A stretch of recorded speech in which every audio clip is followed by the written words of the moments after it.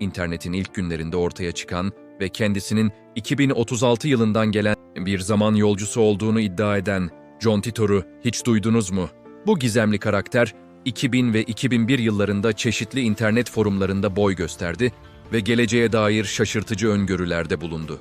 Titor, Amerika'daki zaman yolculuğu projesinde asker olarak görev yaptığını ve bu göreve seçilmesinin sebebinin dedesinin IBM 500 bilgisayarı ile olan bağı olduğunu açıkladı.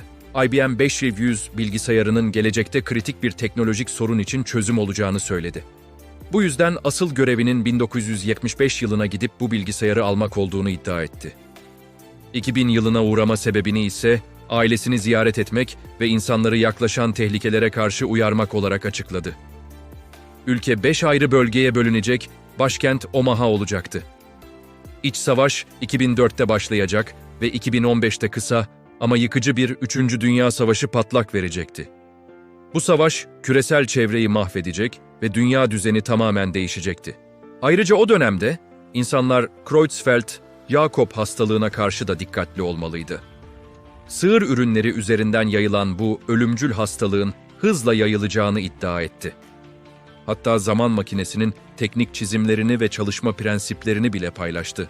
Fizik dünyasındaki çoklu evren teorisinin doğru olduğunu ve zamanda yolculuk yaparken aslında paralel bir gerçekliğe gidildiğini savundu. Bu iddiasıyla Schrödinger'in ünlü kedisine de gönderme yaptı ve tüm olasılıkların farklı zaman çizgilerinde gerçekleştiğini öne sürdü. Zamanla insanlar bazı tutarsızlıkları fark etti. Öncelikle 2004 yılında bir iç savaş çıkmadı ve Titor'un öngördüğü büyük ayaklanmalar yaşanmadı, ABD başkanlık seçimleri oldukça tartışmalı geçmesine rağmen kitlesel bir isyan olmadı.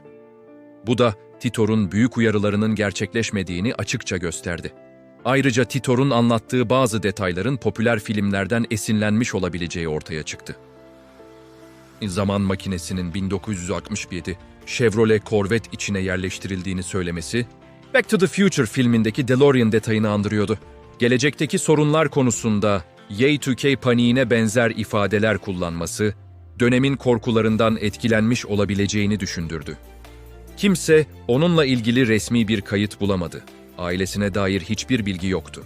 2009 yılında yapılan bir araştırmada Florida'da yaşayan bir eğlence avukatı şüpheli olarak işaretlendi. Ancak bu iddiada netleşmedi. Titor'un bir grup tarafından kurgulanmış internet hikayesi olduğu görüşü ağırlık kazandı. Yine de Titor, internet tarihinin en gizemli figürlerinden biri olarak hafızalarda kaldı. Bazı takipçileri onun gerçekten geleceği değiştirdiğine ve bu yüzden olayların yaşanmadığına inanmayı sürdürdü. Ancak büyük çoğunluk için John Titor çok iyi hazırlanmış bir efsaneydi. Son mesajını 2001'de bıraktı ve bir daha ondan haber alınamadı. John Titor, zekice kurgulanmış bir internet efsanesi miydi, yoksa gerçekten bir zaman yolcusu muydu? Bu soru hala internetin en büyük gizemlerinden biri. Siz ne düşünüyorsunuz? Yorumlarda buluşalım. Kanalıma abone olmayı unutmayın.